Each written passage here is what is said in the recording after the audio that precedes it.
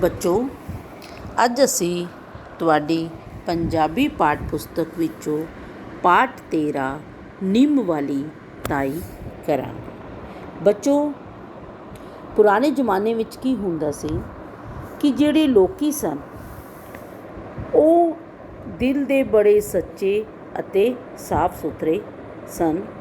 ਉਹਨਾਂ ਦੇ ਮਨ ਵਿੱਚ ਕਿਸੇ ਪ੍ਰਕਾਰ ਦਾ ਕੋਈ ਵੀ ਪਾਪ, ਕਿਸੇ ਪ੍ਰਕਾਰ ਦਾ ਕੋਈ ਵੀ ਵੈਰ ਦੋਸ਼ ਇੱਕ ਦੂਜਿਆਂ ਦੇ ਨਾਲ ਨਹੀਂ ਹੁੰਦਾ ਸੀ। ਇਹ ਜਿਹੜੀ ਕਵਿਤਾ ਹੈ ਨਿੰਮ ਵਾਲੀ ਤਾਈ, ਇਸ ਦੇ ਕਵੀ ਸੁਰਜੀਤ ਸਿੰਘ ਮਰਜਾਰਾ ਹਨ। ਇਸ ਕਵਿਤਾ ਦੇ ਕਵੀ ਕੌਣ ਹਨ ਬੱਚੋ? ਸੁਰਜੀਤ ਸਿੰਘ ਮਰਜਾਰਾ। ਇਸ ਕਵਿਤਾ ਵਿੱਚ ਦੱਸਿਆ ਗਿਆ ਹੈ ਕਿ ਕਿਵੇਂ ਪੁਰਾਣੇ ਬਜ਼ੁਰਗ ਮਨ ਦੇ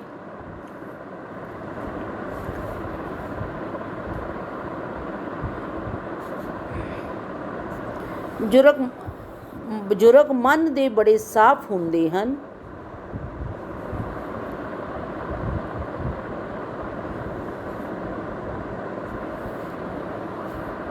ਉਹ ਆਪਣੇ ਘਰਾਂ ਵਿੱਚ ਗਾਵਾਂ ਅਤੇ ਛਾਵਾਂ ਦੀ ਹਿਫਾਜ਼ਤ ਕਰਦੇ ਸਨ। ਉਹਨਾਂ ਦੀ ਇਸੀ ਗੱਲ ਤੋਂ ਉਸ ਦੇ ਨਾਲ ਇਹ ਵੀ ਦੱਸਿਆ ਗਿਆ ਹੈ ਕਿ ਨਿੰਮ ਦਾ ਜਿਹੜਾ ਰੁੱਖ ਹੈ ਉਹ ਬੜਾ ਹੀ ਗੁਣਕਾਰੀ ਹੁੰਦਾ ਹੈ। ਇਸ ਦੇ ਘਰ ਵਿੱਚ ਹੋਣ ਨਾਲ ਬਹੁਤ ਸਾਰੀ ਬਿਮਾਰੀਆਂ ਦੂਰ ਹੁੰਦੀਆਂ। ਬੱਚੋ, ਇਸ ਵਿੱਚ ਇਹ ਚਿੱਤਰ ਹੈ। ਇਹ ਚਿੱਤਰ ਵੇਖੋ, ਨਿੰਮ ਦਾ ਰੁੱਖ ਹੈ, ਗਾਂ ਹੈ ਤੇ ਇੱਕ ਮੰਜੀ ਉੱਤੇ ਇੱਕ ਇਸਤਰੀ ਬੈਠੀ ਹੈ ਜਿਹੜੀ ਕਿ ਕੀ ਹੈ ਬੱਚੋ? ਤਾਈ। ਉਹ ਤਾਈ ਹੈ, ਕਿਹੜੀ ਤਾਈ ਹੈ? ਨਿੰਮ ਵਾਲੀ ਤਾਈ। ਹੁਣ ਬੱਚੋ, ਅਸੀਂ ਇਸ ਕਵਿਤਾ ਦਾ ਸਾਰ ਕਰਨਾ ਹੈ। ਤੁਸੀਂ ਸਾਰੇ ਬੱਚੇ ਇਸ ਕਵਿਤਾ ਦੀ ਵਿਆਖਿਆ ਨੂੰ ਧਿਆਨ ਨਾਲ ਸੁਣੋਗੇ। ਨਿੰਮ ਵਾਲੀ ਸੀ ਤਾਈ ਮੇਰੀ, ਛੱਜੂ ਵੀਰ ਦੀ ਮਾਂ ਵਰਗਾ ਸੀ ਪਿਆਰ ਉਹ ਦਿੰਦੀ, ਰੁੱਖ ਵਰਗੀ ਸੀ ਛਾਂ। ਇਸ ਕਵਿਤਾ ਦੇ ਕਵੀ ਸੁਰਜੀਤ ਸਿੰਘ ਮਰਜਾਰਾ ਆਖਦੇ ਹਨ ਕਿ ਮੇਰੀ ਇੱਕ ਤਾਈ ਸੀ ਜਿਹੜੀ ਕਿ ਨਿੰਮ ਵਾਲੀ ਅਰਥਾਤ ਮੇਰੀ ਤਾਈ ਨੇ ਨਿੰਮ ਦਾ ਰੁੱਖ ਲਾਇਆ ਹੋਇਆ ਸੀ। ਛੱਜੂ ਵੀਰ ਦੀ ਮਾਂ, ਤੇ ਉਹ ਕੌਣ ਸੀ? ਛੱਜੂ ਵੀਰ ਦੀ ਮਾਂ ਸੀ। ਮਾਂ ਵਰਗਾ ਸੀ ਪਿਆਰ ਉਹ ਦਿੰਦੀ। ਉਹ ਸਾਨੂੰ ਸਭ ਨੂੰ ਮਾਂ ਵਰਗਾ, ਇੱਕ ਮਾਂ ਦੇ ਵਰਗਾ ਪਿਆਰ ਕਰਦੀ ਸੀ। ਰੁੱਖ ਵਰਗੀ ਸੀ ਛਾਂ, ਤੇ ਜਿਸ ਤਰ੍ਹਾਂ ਰੁੱਖ ਛਾਂ ਦੇ ਕੇ ਸਭ ਨੂੰ ਸ਼ੀਤਲਤਾ ਪ੍ਰਦਾਨ ਕਰਦਾ ਹੈ, ਉਸੀ ਪ੍ਰਕਾਰ ਜਿਹੜੀ ਤਾਈ ਸੀ ਉਹ ਸਾਨੂੰ ਸਭ ਨੂੰ ਮਾਂ ਵਰਗਾ ਪਿਆਰ ਦਿੰਦੀ ਸੀ। ਉਹ ਆਪਣੇ ਵਿਹੜੇ ਦੇ ਵਿੱਚ ਨਿੰਮ ਸੀ ਇੱਕ ਉਗਾਈ। ਉਸ ਤਾਈ ਨੇ ਆਪਣੇ ਵਿਹੜੇ ਦੇ ਵਿੱਚ ਇੱਕ ਨਿੰਮ ਦਾ ਰੁੱਖ ਲਾਇਆ ਹੋਇਆ ਸੀ। ਪਾਣੀ ਪਾ ਵੱਡੀ ਕੀਤੀ ਜਿੱਦਾਂ ਆਪਣੀ ਜਾਈ। ਜਿਹੜੀ ਤਾਈ ਸੀ ਉਹ ਰੋਜ਼ ਨਿੰਮ ਦੇ ਰੁੱਖ ਨੂੰ ਪਾਣੀ ਦਿੰਦੀ ਤੇ ਪਾਣੀ ਪਾ ਕੇ ਜਿਹੜਾ ਨਿੰਮ ਦਾ ਪੌਦਾ ਸੀ ਉਹ ਬੜਾ ਵੱਡਾ ਰੁੱਖ ਬਣ ਗਿਆ ਸੀ ਜਿੱਦਾਂ ਆਪਣੀ ਜਾਈ। ਉਹ ਰੁੱਖ ਦੀ ਇਸ ਪ੍ਰਕਾਰ ਦੇਖਭਾਲ ਕਰਦੀ ਸੀ ਜਿਵੇਂ ਕੋਈ ਆਪਣੇ ਬੱਚੇ ਦੀ ਦੇਖਭਾਲ ਕਰਦਾ ਹੈ। ਗੋਰੀ ਗਾਂ ਨੂੰ ਬੰਨ੍ਹ ਦਿੰਦੀ ਉਸ ਨਿੰਮ ਦੀ ਛਾਵੇਂ, ਗਾਂ ਛਾਂ ਤੇ ਨਿੰਮ ਸਨ ਇੱਕੋ, ਵੱਖ ਲੱਗਦੇ ਸਨ ਭਾਵੇਂ। ਤਾਈ ਕੀ ਕਰਦੀ ਸੀ? ਤਾਈ ਕੋਲ ਇੱਕ ਗਾਂ ਸੀ ਜਿਸ ਦਾ ਨਾਂ ਸੀ ਗੋਰੀ। ਤਾਈ ਉਸ ਗੋਰੀ ਨੂੰ, ਉਸ ਗਾਂ ਨੂੰ ਉਸ ਨਿੰਮ ਦੀ ਛਾਵੇਂ ਬੰਨ੍ਹ ਦਿੰਦੀ ਸੀ। ਗਾਂ ਛਾਂ ਤੇ ਨਿੰਮ ਸਨ ਇੱਕੋ, ਵੱਖ ਲੱਗਦੇ ਸਨ ਭਾਵੇਂ। ਗਾਂ, ਛਾਂ ਤੇ ਨਿੰਮ ਤਿੰਨੋਂ ਇੱਕੋ ਜਿਹੇ ਸਨ। ਉਹ ਵੱਖ ਹੁੰਦੇ ਹੀ ਤਿੰਨੋਂ ਇੱਕੋ ਜਿਹੇ ਲੱਗਦੇ ਸਨ। ਤਾਈ ਇਹਨਾਂ ਤਿੰਨਾਂ ਕੋਲੋਂ ਵੱਖ ਕਦੇ ਨਾ ਹੋਵੇ। ਜਿਹੜੀ ਤਾਈ ਸੀ ਨਾ ਕਦੀ ਉਹ ਗਾਂ ਤੋਂ ਦੂਰ ਜਾਂਦੀ ਸੀ, ਨਾ ਨਿੰਮ ਦੇ ਰੁੱਖ ਤੋਂ ਤੇ ਨਾ ਰੁੱਖ ਦੀ ਛਾਂ ਤੋਂ। ਤਾਈ ਇਹ ਤਿੰਨਾਂ ਤੋਂ ਕਦੇ ਵੀ ਦੂਰ ਨਹੀਂ ਜਾਂਦੀ ਸੀ। ਵੀਰੇ ਦਾ ਜਦ ਖਤ ਨਾ ਆਵੇ, ਤਿੰਨਾਂ ਕੋਲੋਂ ਰੋਵੇ।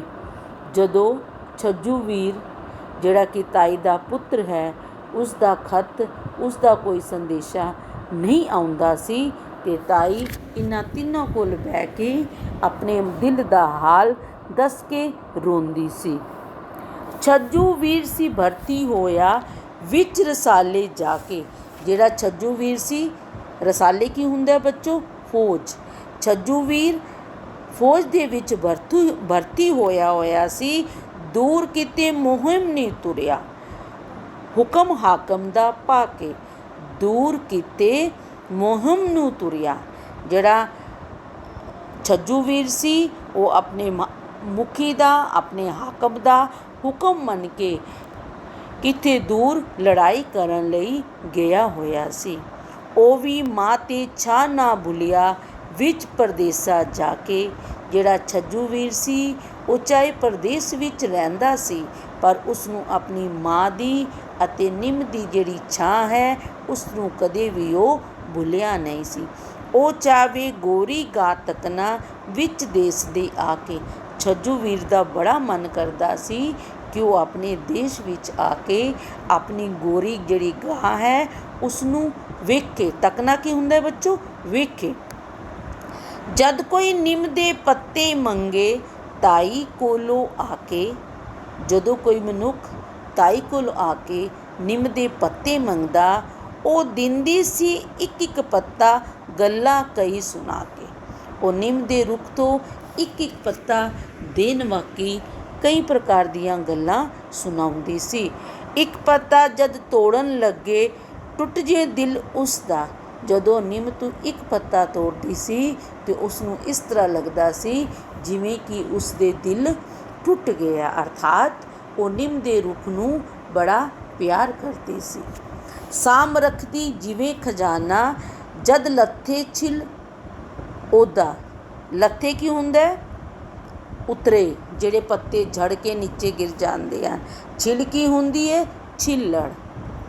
ਜਿਹੜੇ ਨਿੰਮ ਦੀ ਪੱਤੇ ਨੀਚੇ ਹੇਠਾਂ ਗਿਰ ਜਾਂਦੇ ਸਨ ਜਾਂ ਛਿਲਕੇ ਜਿਹੜੇ ਹੇਠਾਂ ਗਿਰ ਜਾਂਦੇ ਸਨ, ਤਾਈ ਉਹਨਾਂ ਨੂੰ ਇਸ ਤਰ੍ਹਾਂ ਸੰਭਾਲ ਕੇ ਰੱਖਦੀ ਸੀ ਜਿਵੇਂ ਕਿ ਕੋਈ ਖਜ਼ਾਨੇ ਨੂੰ ਸੰਭਾਲ ਕੇ ਰੱਖਦਾ ਹੈ। ਪੱਤਿਆਂ ਤੋਂ ਛਿੱਲਾਂ ਦੀਆਂ ਗੱਲਾਂ ਸਾਨੂੰ ਕਹੀ ਸੁਣਾਵੇ। ਪੱਤਿਆਂ ਤੇ ਛਿੱਲਾਂ ਦੀਆਂ ਜਿਹੜੀ ਤਾਈ ਸੀ ਉਹ ਬੱਚਿਆਂ ਨੂੰ ਪੱਤਿਆਂ ਅਤੇ ਉਸ ਦੀਆਂ ਛਿੱਲਾਂ ਦੀਆਂ ਕਈ ਪ੍ਰਕਾਰ ਦੀਆਂ ਗੱਲਾਂ ਸੁਣਾਉਂਦੀ ਸੀ। ਕਹਿੰਦੀ ਜੋ ਕੋਈ ਨਿੰਮ ਨੂੰ ਪਾਲੇ। ਤਾਈ ਕੀ ਆਖਦੀ ਸੀ ਬੱਚਿਆਂ ਨੂੰ? ਜਿਹੜਾ ਕੋਈ ਨਿੰਮ ਦਾ ਰੁੱਖ ਪਾਲਦਾ ਹੈ, ਨਿੰਮ ਦਾ ਰੁੱਖ ਲਾਉਂਦਾ ਹੈ, ਵੈਦ ਦੇ ਕੋਲ ਨਾ ਜਾਵੇ। ਅਰਥਾਤ ਉਹ ਕਿਸੇ ਵੀ ਹਕੀਮ ਕੋਲ ਨਹੀਂ ਜਾਂਦਾ। ਇਸ ਦਾ ਕਹਿਣ ਦਾ ਭਾਵ ਕੀ ਹੈ ਕਿ ਉਸ ਨੂੰ ਕਿਸੇ ਪ੍ਰਕਾਰ ਦੀ ਕੋਈ ਵੀ ਬਿਮਾਰੀ ਨਹੀਂ ਲੱਗਦੀ। ਜਦੋਂ ਕਦੇ ਤਾਈ ਖੁਸ਼ ਹੋਵੇ ਨਿੰਮ ਟਹਿਣੀਆਂ ਦੇਵੇ। ਜਦੋਂ ਤਾਈ ਖੁਸ਼ ਹੋ ਜਾਂਦੀ ਤੇ ਉਹ ਬੱਚਿਆਂ ਨੂੰ ਨਿੰਮ ਅਤੇ ਟਹਿਣੀਆਂ ਦਿੰਦੀ।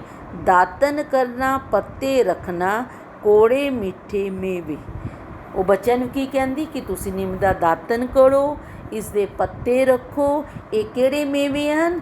ਕੋੜੇ ਵੀ, ਮਿੱਠੇ ਵੀ। ਇਹ ਥੋੜ੍ਹੇ ਕੋੜੇ ਮੇਵੇ ਵੀ ਹਨ ਅਤੇ ਮਿੱਠੇ ਮੇਵੇ ਵੀ ਹਨ।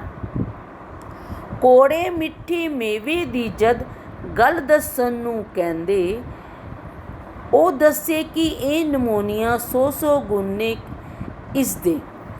ਕੋੜੇ ਮਿੱਠੇ ਮੇਵੇ ਦੀ ਜਦ ਗੱਲ ਦੱਸਣ ਨੂੰ ਕਹਿੰਦੇ। ਜਦੋਂ ਉਹ ਕੋੜੇ ਮਿੱਠੇ ਮੇਵਿਆਂ ਦੀ ਬੱਚੇ ਪੁੱਛਦੇ ਕਿ ਇਹ ਕੋੜੇ ਮੇਵੇ ਕਿਸ ਪ੍ਰਕਾਰ ਹਨ, ਇਹਨਾਂ ਦੀ ਕੀ ਗੱਲ ਹੈ, ਤੇ ਤਾਈ ਕੀ ਦੱਸਦੀ? ਨਿਮੋਲੀਆ ਕੀ ਹੁੰਦਾ ਬੱਚੋ?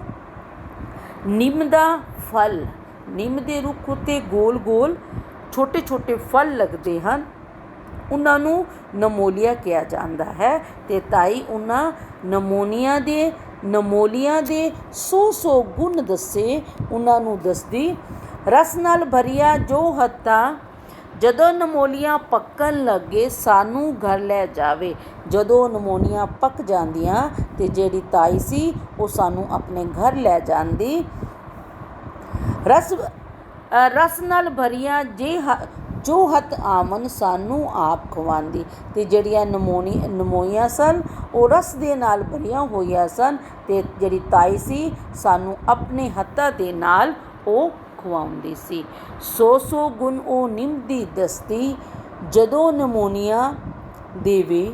ਜਦੋਂ ਉਹ ਬੱਚਿਆਂ ਨੂੰ ਖਾਣ ਲਈ ਨਮੂਨੀਆ ਦਿੰਦੀ ਸੀ ਅਤੇ ਉਹ 100 ਗੁਣ ਨਿੰਮਾਂ 'ਤੇ ਦੱਸਦੀ ਸੀ। ਉਹ ਕਹਿੰਦੀ ਉਹ ਉਮਰਾ ਪਾਵੇ ਜੋ ਵੀ ਇਸ ਨੂੰ ਸੇਵੇ। ਤਾਈ ਕੀ ਆਖਦੀ ਸੀ, ਜਿਹੜਾ ਮਨੁੱਖ ਨਿੰਮ ਦੇ ਰੁੱਖ ਨੂੰ ਆਪਣੇ ਘਰ ਵਿੱਚ ਲਾਉਂਦਾ ਹੈ ਉਹਨਾਂ ਦੀ ਉਮਰਾਂ ਵੱਡੀਆਂ ਹੋ ਜਾਂਦੀਆਂ ਹਨ, ਉਹ ਉਮਰ ਲੰਬੀ ਪਾਉਂਦਾ ਹੈ। ਅੱਜ ਭਾਵੇਂ ਨਾ ਗਾ ਛਾਂ ਉੱਤੇ, ਨਾ ਨਿੰਮ ਨਾ ਤਾਈ। ਕਵੀ ਕੀ ਆਖਦਾ ਹੈ ਕਿ ਅੱਜ ਭਾਵੇਂ ਉੱਥੇ ਨਾ ਛਾਂ ਹੈ, ਨਾ ਗਾਂ ਹੈ ਅਤੇ ਨਾ ਤਾਈ ਹੈ, ਅੱਜ ਵੀ ਇੱਕ ਯਾਦ ਉਹਨਾਂ ਦੀ ਸੀਨੇ ਵਿੱਚ ਸਮਾਈ। ਕਵੀ ਕਹਿੰਦਾ ਹੈ ਅੱਜ ਵੀ ਉਸ ਗੱਲ ਨੂੰ ਯਾਦ ਕਰਕੇ ਉਹਨਾਂ ਦਾ ਜਿਹੜਾ ਦਿਲ ਹੈ ਬੜਾ ਦੁਖਦਾ ਹੈ।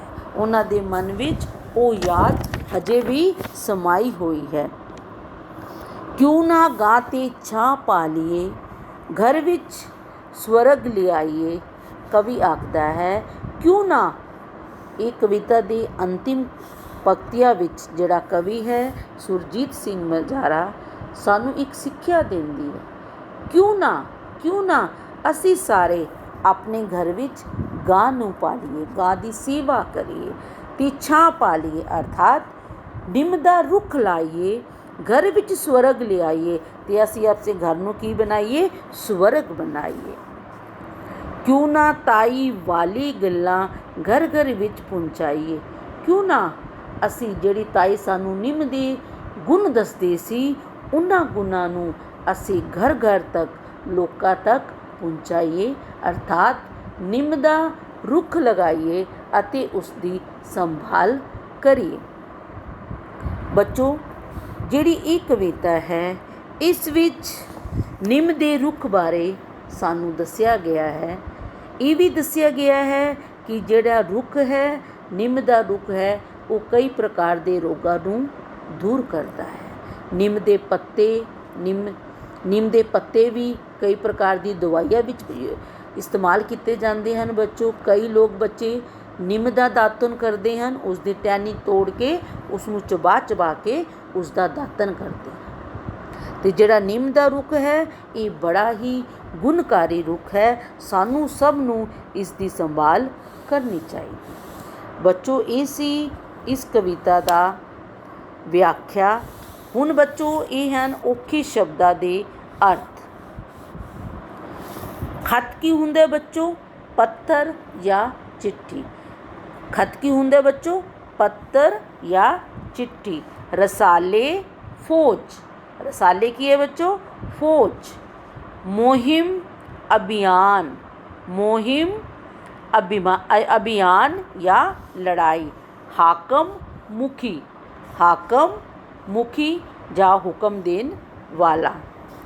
लत्थे, उतरे। लत्थे, उतरे। लत्थे, उतरे। छिल्लड़, छिल्लड़। छिल्लड़। वैद, हकीम। वैद की हुंदा बच्चों? हकीम। नमोलिया, निम्म दा फल। नमोलिया, निम्म दा फल। मेवे, सेवे ग्रहण कर। सेवे ग्रहण कर, खाना ਜਾਂ ਉਸਨੂੰ ਗ੍ਰਹਿਣ ਕਰਨਾ।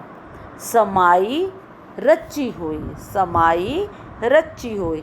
सीने, दिल। सीने, दिल। ਬੱਚੋ, ਇਹ ਸੀ ਇਸ ਪਾਠ ਦੇ ਔਖੇ ਸ਼ਬਦਾਂ ਦੇ ਅਰਥ।